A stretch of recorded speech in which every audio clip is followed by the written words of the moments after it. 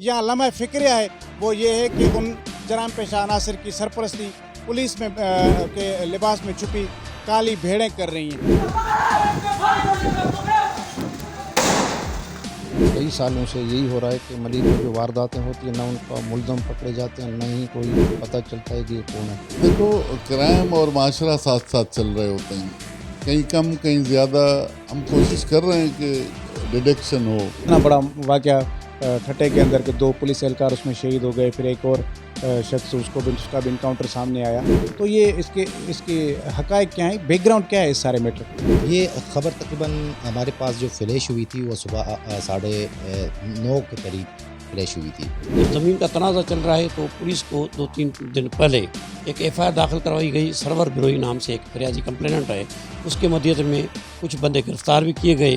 ज़मीन है जिसके ऊपर ये वाक़या हुआ है, ये ज़मीन जो मेरे बेटे की है, सुल्तान अहमद और नई मकतर की है, ये सर्विस ज़मीन है। जब हम फोरस में आते हैं और हलफ उठाते हैं, हमारे लिए कोई विरोही नहीं होता है, कोई कौमियत नहीं है, कोई भाई नहीं है। ज़ाहिर है आप जो दुख जो तकलीफ़ आप महसूस कर रहे हैं हम नहीं समझ सकते, वो आपको ज़्यादा पता होगा। तो आप क्या शेयर करना चाहेंगे, क्या कहना चाहेंगे इस पर? जो मुझे दर्द है जिस बदों से मैं गुजर रहा हूँ, कई बार ये बिस्तरे पर है, जो एहसास मुझे ही हूँ। दो आज जो डॉक्टरों ने जो रिपोर्ट दी है उसने ये कहा है कि बाबा दीद ख़त्म हो गई है, मजबूरन पेशेंट की ज़िंदगी को बचाने के लिए हमें ये आँखें जो है वो रिमूव करनी है।